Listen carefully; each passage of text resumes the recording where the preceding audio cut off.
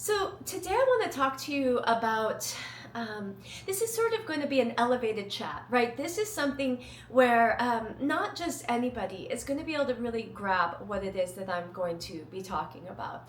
But this is perfect for you, or you wouldn't have found it, right? This is something that you're going to understand on a deep level. And maybe you might not quite get it here in that cognitive space yet, but a part of your soul is going to resonate with this. And that is what we're here for, to speak to the soul. So what I want to talk to you about today is the five elements. See, the five elements are something that often sages have said, when you understand the five elements, you'll understand everything. It's like every question that you've ever had is answered within that space of looking to the five elements, and it just unfolds the wisdom of the universe. And I've spent my life sort of following that path, trying to unpack this wisdom of the universe, trying to understand why we're here, and deep diving into my soul and my purpose and my passion and just all of the things, right? And it's only really in probably the last maybe, 5 to 10 years that I have stepped into looking at the five elements and allowing them to reveal to me this powerful wisdom. So we're going to begin by first talking about your bodies. See, because when we refer to the body, oftentimes what we're thinking about is the physical body, right? And the physical body is the one that most of us resonate with the most, as far as recognizing that this is me, right? This is me, my body. But what you forget to recognize, that you have a mental body that is also you. So your mind can be sick on its own, right? You can have sickness in the mind, body is still able to function and show up. And then you have sickness in the soul. We have a body that lives outside of us, our energetic body. This is the body, the energy that flows through the circuit panels in the body that keeps you electric. It is what they would say, the ancient seers and rishis would say, it is the energy that when healthy, right, it resonates from the center of the heart and it expands outwards. And it has been measured now with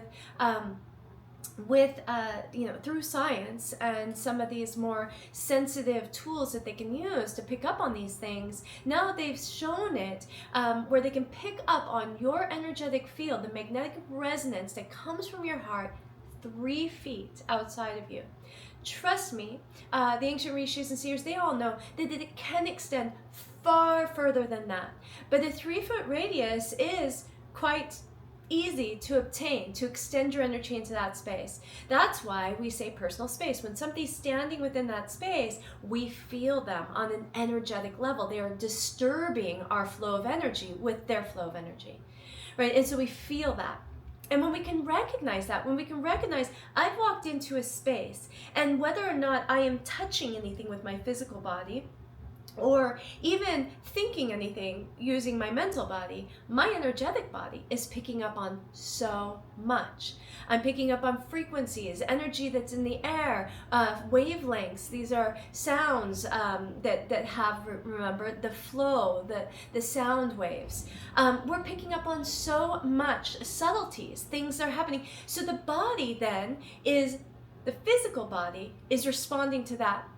So the reason that the physical body responds to that is because that's what the energetic body is there for. It is there to inform the physical body. So everything begins in the energetic. Everything happens first in the energy. We first walk into a space, we occupy a space, or just pick up on the energy that is surrounding us. This could be, think about the places that you go to often. You're at work, you're at your home, you're at your friend's house, church, school, wherever it is that you go. I want you to notice how you feel when you approach that space, and then when you're sitting in that space. See, because your body will change energetically, especially if it's somewhere that it frequently goes. So oftentimes we can pick up on this change if you're tuned in. The body says, oh, okay, this is where we are now, and it adapts, it changes to accept the surrounding. But we might feel that that acceptance of this surrounding is a contraction, the body contracting, tightening. And then maybe some places we go, we feel the expansion. We feel, oh, it feels so amazing to be here. It feels so good. The energy is so good. You feel safe, you feel peaceful, and your energy begins to expand. So our very first signal is energetic. And then we have a feedback loop. See, because the way that the energy translates into the body is through the mind. It moves first into the mental body. I want you to imagine your mind like a tuning fork that is picking up on the energy, the frequency, and it is now giving you thoughts. And it's going to pick the thoughts based on you. So it's going to pick and choose thoughts that trigger certain frequencies within you, because it's going over to, oh, we're tuning into this channel, and this is your channel. So your thoughts might be different than mine, but they're on the same frequency wavelength, okay? So say we walk into a place where the energy is really low. It's fear-based. A lot of people are in there, and a lot of them feel insecure.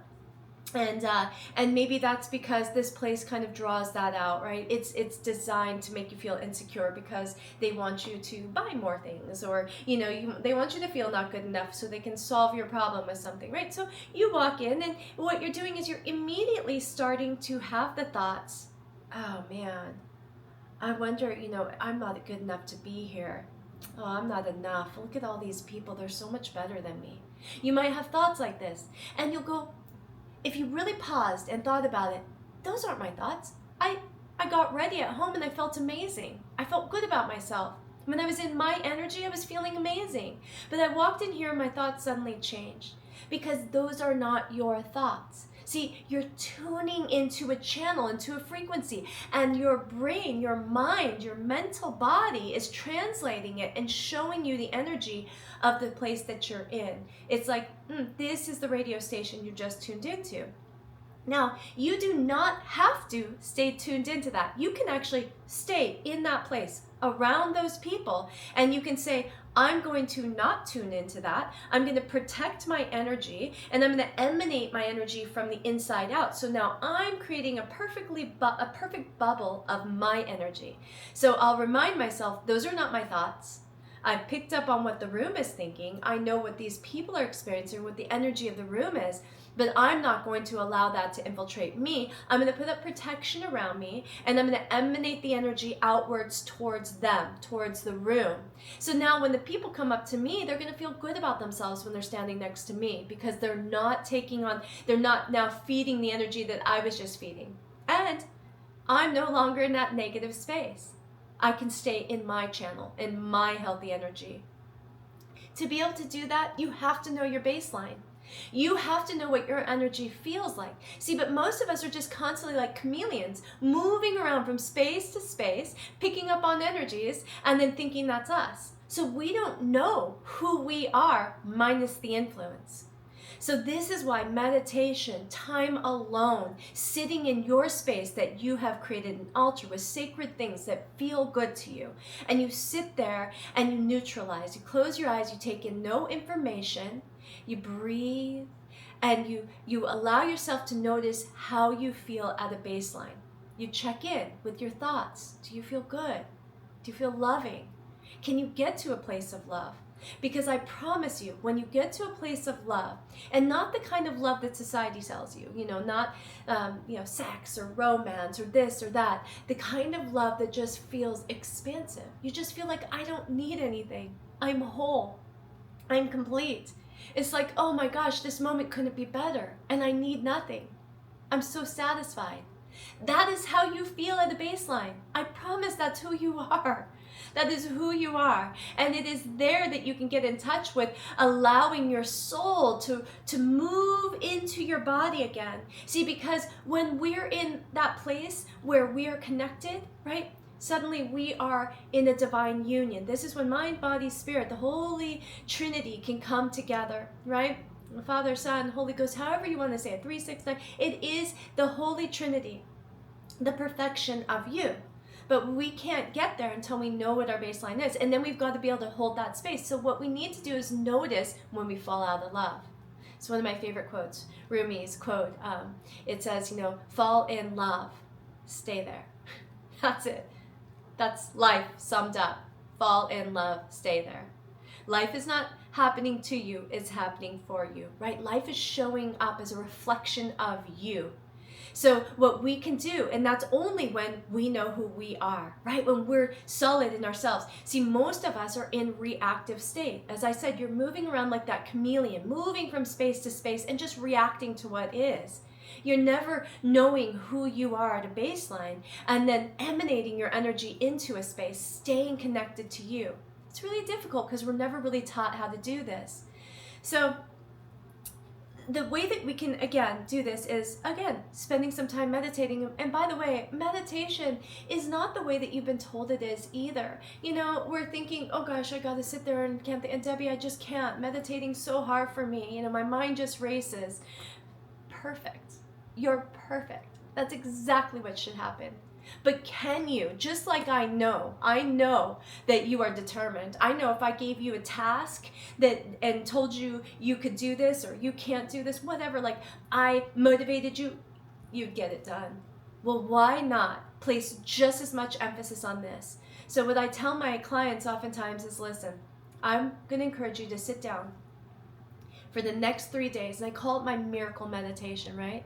All I'm asking for is 3 days. 3 days, twice a day, 20 minutes. That's it. And you're going to sit down. And I say 20 minutes. So it's not 19. It's not, oh, I sat down for 17 minutes, Debbie, you know, so that's pretty good. It's 20 minutes. So usually I tell them, set your phone to go off in 20 minutes. And when the 20-minute mark goes and the little bell rings, that's when you open your eyes. Prior to that, if you open your eyes for any reason whatsoever, you start over. So it's a commitment to you that I'm going to stay there and I'm not going to allow myself to take in more information. See, because we never give ourselves time to process everything that we've taken in so that we can settle into the self and feel our baseline, get to that place of love, that juicy place. So the only way to do that is, again, sitting long enough to allow it to happen. So what I encourage people to do with this 20-minute meditation twice a day is you also bring in a mantra. So the mantra is super simple. It's just, for 20 minutes, I'm doing nothing, I want nothing, I am nothing. See, because when the world is no longer reflecting back to you anything, you can dissolve. You're no longer playing roles. You no longer are any. You can let all of that go. So we just close our eyes. I'm doing nothing. I'm wanting nothing. I am nothing. And that's it. And you do that for 20 minutes. And maybe there's moments where you'll say that and then you'll sort of be able to just settle into that feeling that it provides, the nothingness, the feeling of not gripping or holding or wanting or desiring or anything like this. It's just, I'm letting it all go for a moment, just for a moment. And what happens is, you'll have these times where, oh, I'm able to do that, and I kind of stay in that flow. And then it's after maybe a few minutes, your mind starts wandering again. And then you remind yourself, nope, I'm doing nothing right now. I'm wanting nothing. And so you just keep bringing back the reminder. And eventually what you'll experience there is the release from the wanting, the grip of, again, that humanness, the physical world. And when we release from that grip, we suddenly expand and we discover that we are everything, and you'll feel it. That's the expansion of love. That's your truth. So I encourage you to do this. I encourage you to settle into that space. It is so incredibly powerful. And then what you can do then is, once you have that baseline, you're going to feel good after even that first 20 minutes hit. You'll get up and you'll walk into the world again. And then you'll notice when you get shifted. And at first, maybe you don't notice because it's so habitual. It's just something you've always done. But you'll come back and you'll be like, when did it change? When did I go back into my old patterns of thought? Was it when I went to that one place that I always go to and then those thoughts came up? It's this repetition. Your body will remember and it'll go right into the program. And then once the program takes over, we go right back into this old thought pattern of reacting. Okay? So what happens is, we think disease, we think that, physical issues in our physical body, we think that is something that we're just, susceptible to, right? The body just gets sick. Nope, that's not the way it works. And you'll discover this if you just play along with me. If you just try this, you're going to discover that it all starts in your energy. See, it starts in the energetic, where you sort of tap into maybe some negative energy. You go somewhere and you pick up and accumulate some energy. It's like dirt that sits in your field. It's just like our skin. Our physical body can get dirty. Your energetic body can get dirty. It's like cloudy. Suddenly the mind is cloudy. And we have heavier, denser thoughts, negative, contracting, fearful, worrisome.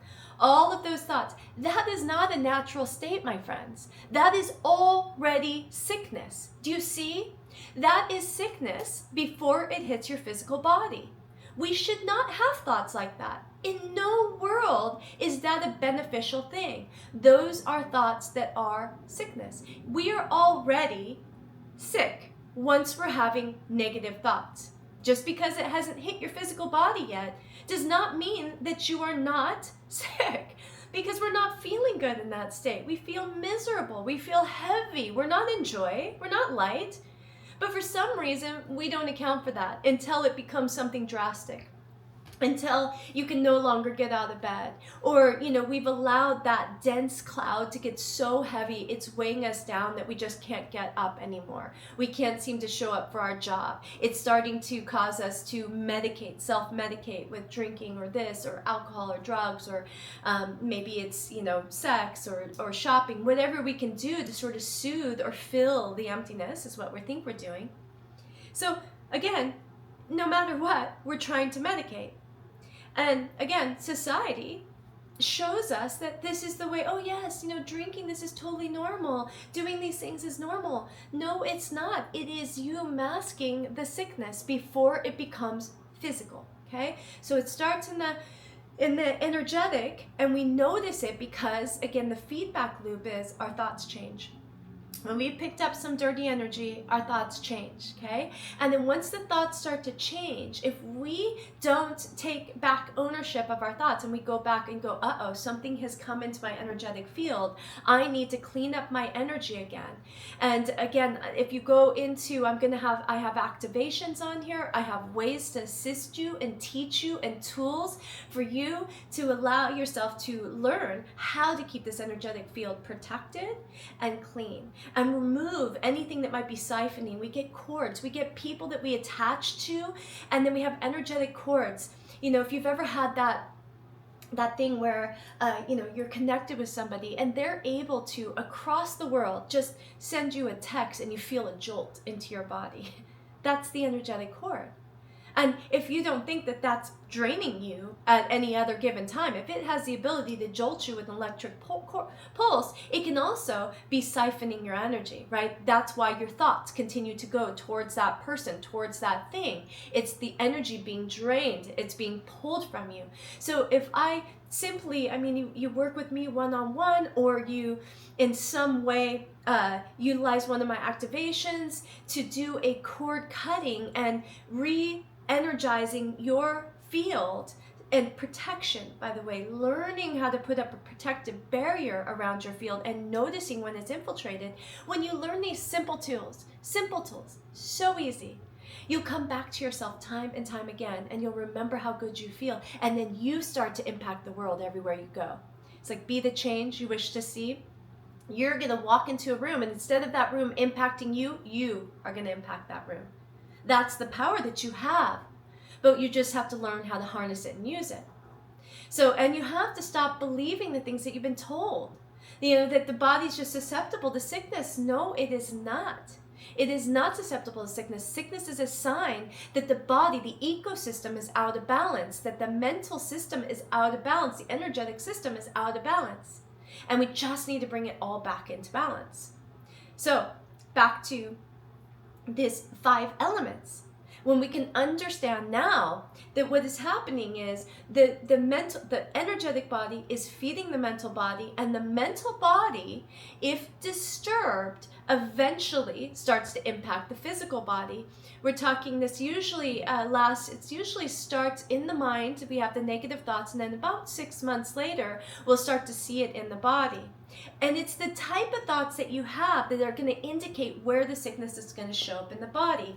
Like, for example, if we're having experiences of loss and grief, and so we are like constantly being pulled back into the past, right, in grief and trying to latch on and hold on, we can oftentimes have the experience of sickness around our chest. This is congestion here. If we're having lots of thoughts of like our foundation falling out, right? Fears, worries, scarcity, lack. What if it all falls apart? What if I'm not enough? What if I can't hold on? All of those things, usually those are going to be root chakra. We're going to experience in our root chakra, which might be the organs in the root chakra, like the adrenal glands.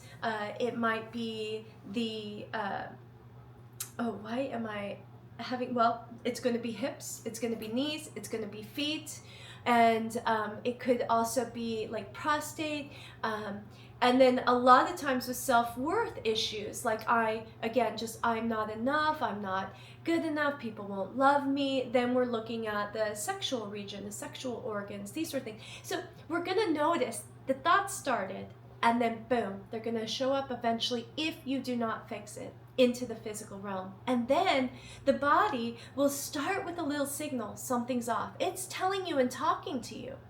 And again, if you still haven't responded, see, because it started with the thought. You knew something was up, but you didn't do anything about it. And then the mind was disturbed. And you kept walking through life even though the mind was disturbed, figuring out how to just mask it and get through the day. And then eventually it settles into the body. And at first it just starts with a little signal like something's off. You might just have a pain in your knee or pain in your foot. And then you start to mask that too. I'm just going to keep going and put more pads in my shoes or whatever it is that we do until it starts to scream. Because it just has to. Now, eventually, you break your toe, you break your foot, and then you do that again. You just mask it and you don't deal with the situation. And the dealing with it is not at the foot. It's going back to the source. We've got to clear the energy first, and then we can heal the body. So, anytime that I'm sitting with somebody and I am seeing that they have sicknesses in the body, I know that they've got this disarray in their energetic body. So with the physical body, we came from the earth and we returned to the earth. We came from the elements and we returned to the elements. Your physical body is made up of all of the elements. Within your body you see space, right? There's space in my nostrils, space inside of my mouth, space in the back of my throat. There is space.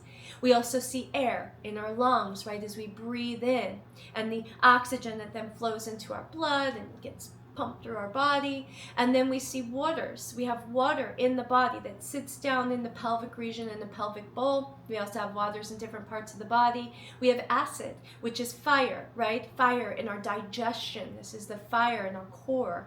We also have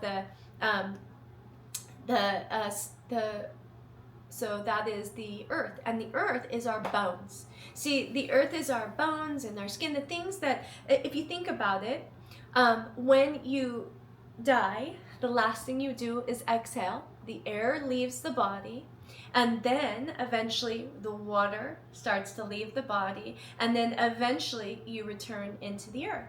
And so everything goes back to nature, into the 5 elements. It settles back in.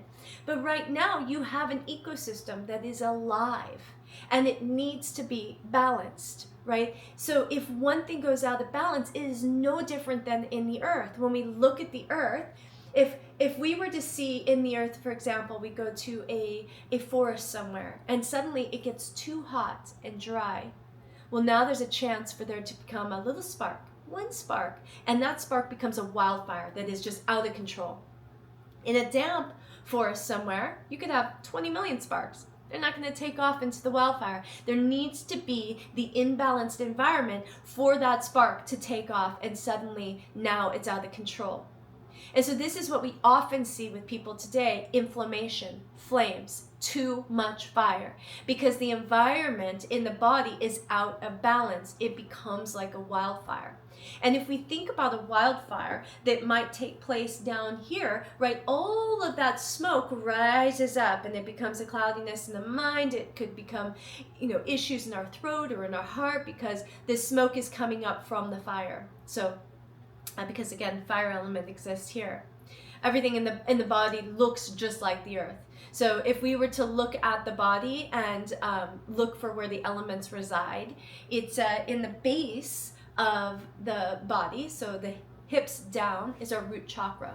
This is what would be the part of the body that is closest connected to the earth. It's like that's how we walk on the earth with our feet. Everything here is connected to the earth. What sits on top of the earth is the water. So inside of our little our pelvic bowl here, this is where water sits, and even in the body, this is where the pooling of the water happens here.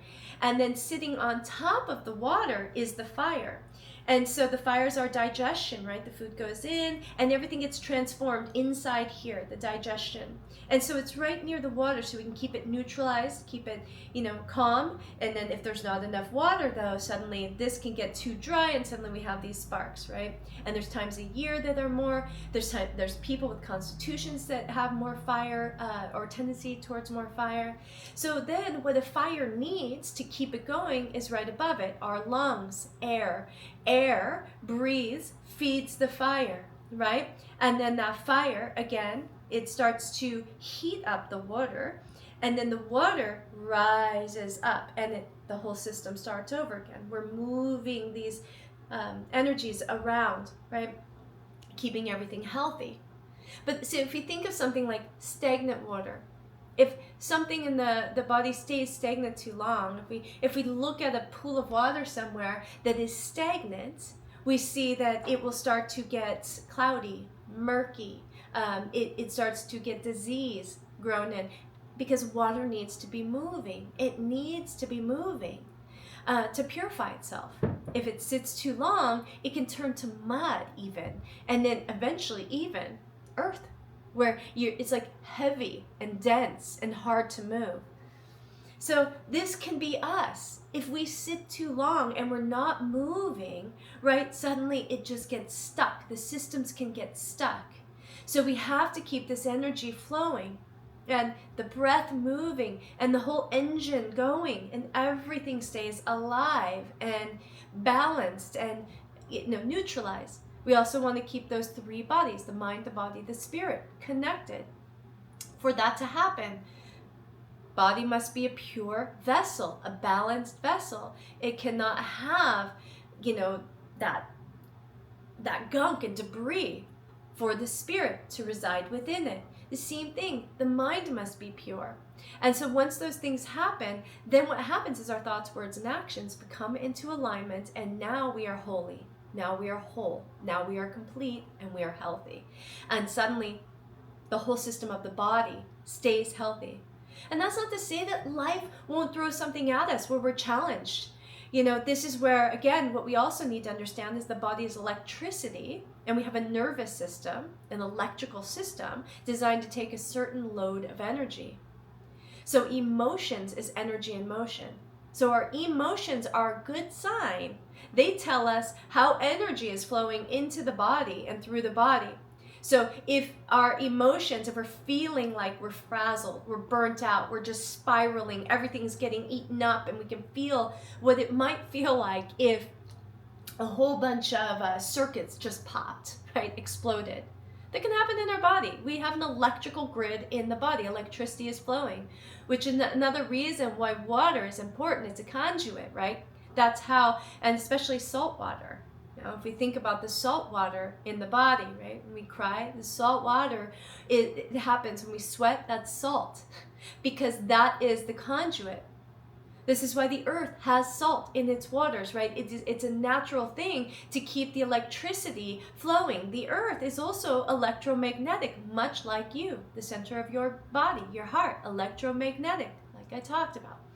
So when we can recognize this whole thing, it's just about keeping the ecosystem in balance. And we are so blessed because we have our mind to tell us when it's off.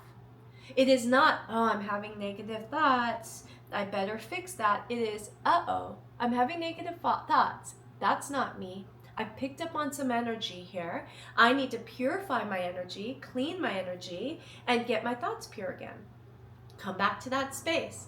You can't keep sitting in the dense energy and change your thoughts. It's not possible. We have to start learning these tools to clean our energy and protect our energy. Because it's going to get triggered. There's lots of places where we feel we must go. Mom and dad, somebody's sick, right? In your family, you've got to go to a hospital. Do you think the energy there is light and free and happy? No, you're going to go there and you're going to pick up on the energy of worry and fear and sadness and grief and all of that's just in the air, permeating. And it's like you're just walking through it and it's just sticking to you, glomming to you. And then you leave and now you're carrying it. It's as simple as learning how to clean that off of you. Clean it off of you. And making that the priority. And then we notice, again, if our thoughts start to become negative, the thoughts are going to create emotional turbulence. We think it's the opposite. We think that something happens, and so I am emotional about that. No, you're emotional because of your thoughts. Your thoughts have a current. They have an energy to them, a frequency to them. And they cause that current rushes through the body, and we feel it and we interpret it as emotions. That's all that's happening. So something happens and I see it and I have a thought about it. And it's the thought that then creates the emotional current in me that creates that reaction. It's that simple. So I'll start to feel, oh, that's sad. And then all I have to do is go, I remember feeling that way before. And once I start to multiply those thoughts, I start to create this flow of energy and I start to build it. And now it just ripples. It just keeps going. But what we could do is we could take, I've got energy moving through me. It's stuck in this turbulent place, like a little tornado happening within me, especially when destruction happens. When something in our life is being destroyed, an old belief system, and a person is leaving, a thing is leaving, whenever we feel something changing, something that we must release, we are going to have with that energy being released. And when the energy is released, it's going to come at us and it's going to create turbulence. Until we harness the energy, we learn how to harness the energy of whatever is leaving and direct it towards what we want. Instead of sitting in it, instead of holding on to the past, instead of like spiraling and getting all caught up in the thoughts, if we can take the energy, harness it, and direct it into what we want, what we're creating, recognizing nothing is leaving us that is for our highest and best good. Anything leaving, that is a gift, that is a service, and it is leaving so that the new can come. The thing that you've been really wanting, the thing that you've been wishing for is wanting to come to you. But if we don't direct our energy towards what it is that we want, then we'll stay stuck back there, right? And that when we're stuck and we're holding on, it feels like you're gripping onto the side of a river and the river's rushing at full speed and you're just getting beat up and you're just holding on to where you are.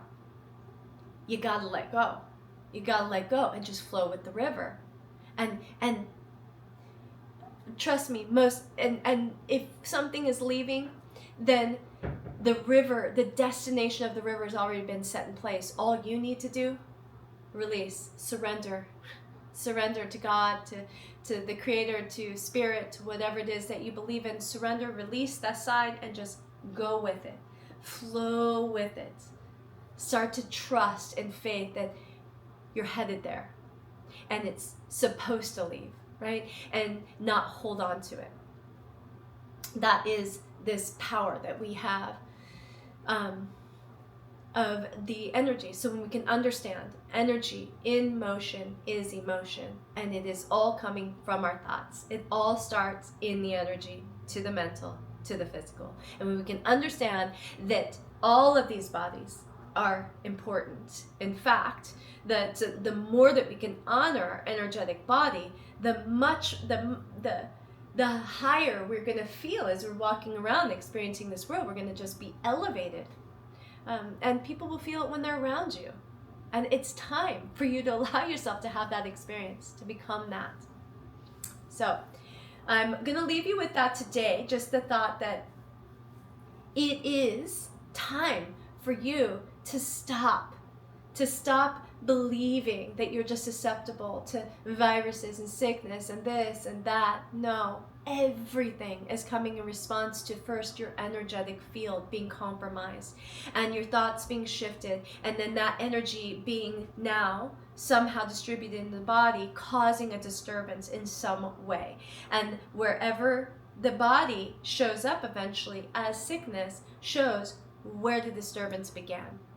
It's going to always be tied to exactly where in your energetic field you were kind of hit or accumulated some muck, some debris.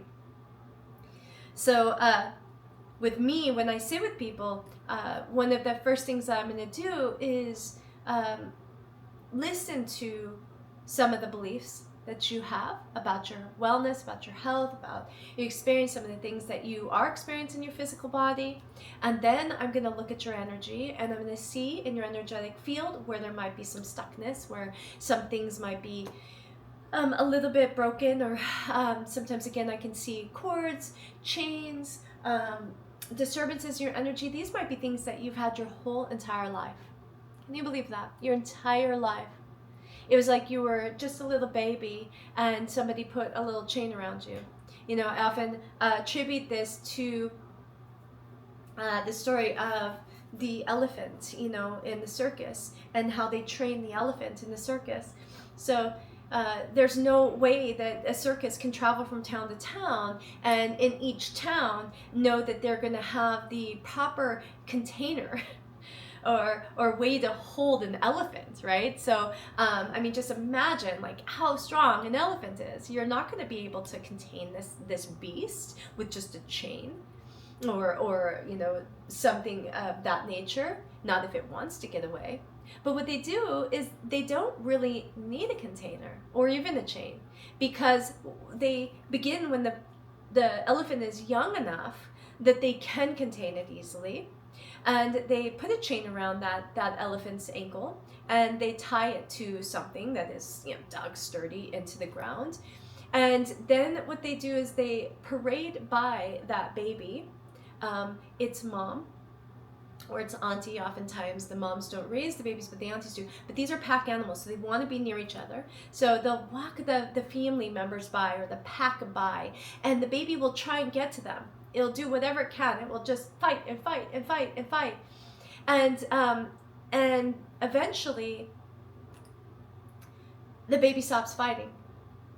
It just realizes it's pointless. It just gives up. You kind of see that the animal has been broken, right? Just a little bit. And they'll be able to know that because they'll just walk the pack by and the elephant won't do anything. And it's at that very point that they know that they can remove the chain from whatever it's being tied to hold the elephant. And the elephant will no longer try and fight. And that they keep that for their entire life. Even as the elephant grows up, it will not fight. Once that chain is around its ankle, it doesn't even try. So this is the same thing as you. See, these are just energetic chains you've been given when you were a child, and you haven't even looked at them to see if they're true. These are all things that we just took on and believed. Like, what if we could get through to that elephant and go, listen, buddy, you are so powerful. Do you know how powerful you are? You could stomp on all of these people. You can get your way. You could get whatever you wanted to right now. And the same thing is true for us. See, we have this power within us that has been stifled. There's been a little chain put around you, and you've stayed stuck here, and you haven't tried to fight it. And so now is our time. Now is our time to sit there and really look at all these things. Is my body, this beautiful, brilliant machine, really susceptible to sickness? If I cut my arm, it knows how to heal. Written within my DNA is the wisdom and knowledge to have the most perfect, healthy, vibrant body, and it's just waiting for my instructions. See, it is looking for my instructions to know what it should do. And so my expectations about what my body should perform like, look like, be like, is 99.99999% of what the results are going to be. That is it.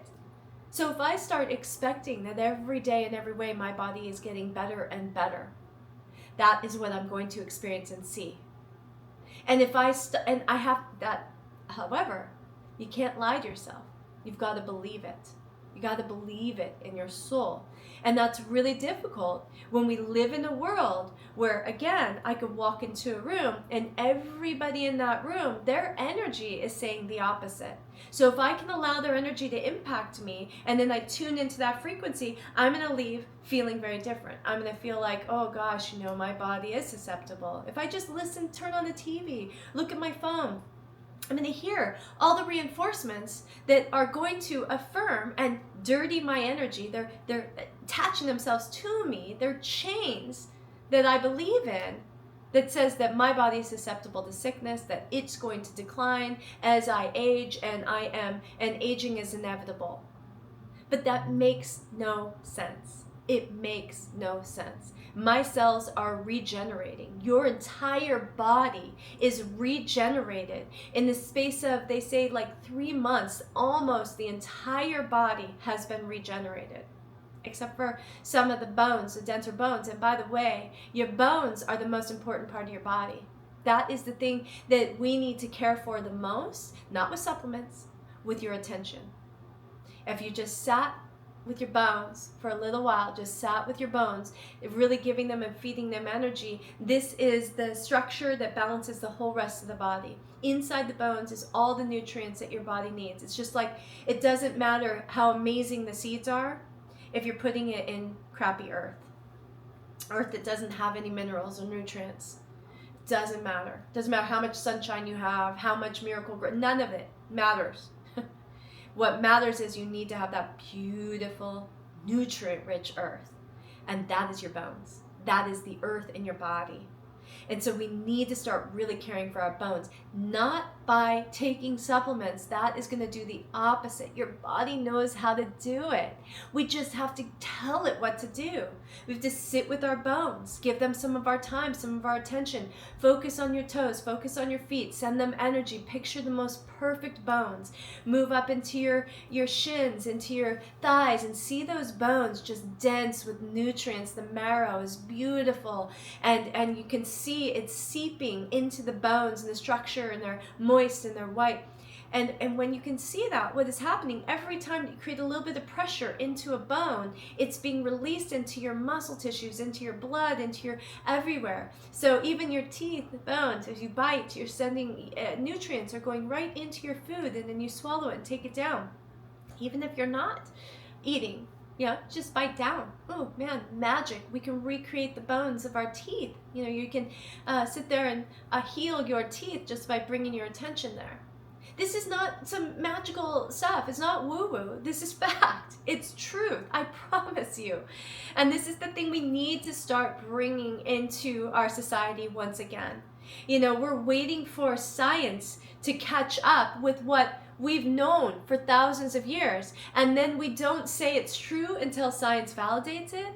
But all that's happening is science is catching up to what has been being said for thousands and thousands of years. And it's nowhere near it. The revelation, the truth of who you are and what you're capable of. So I'm going to encourage you to just sit with some of these things. Maybe today is the day you begin this meditation journey. And again, it's just starts as simple as I'm going to sit down, I'm going to close my eyes, and I'm going to, for a moment, for 20 minutes, I'm going to be nothing, I'm going to want nothing, I'm going to do nothing. Just for 20 minutes.